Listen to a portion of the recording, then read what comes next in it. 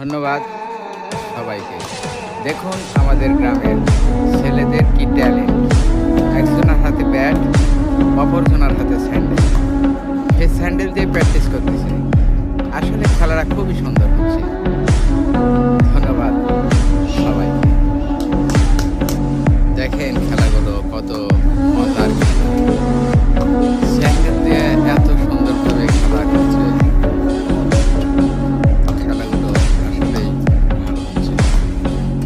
Sandal দিয়ে এভাবে খেলতে পারে, এটা অসাধারণ। যার হাতে ব্যাট আছে সেই পাচ্ছে না স্যান্ডেলওয়ালা। আসলে স্যান্ডেলওয়ালা ছেলেটা খুবই ভালো খেলছে। তার প্রশংসা করাতে সে দাঁত বের করে হাসছে আর খেলছে।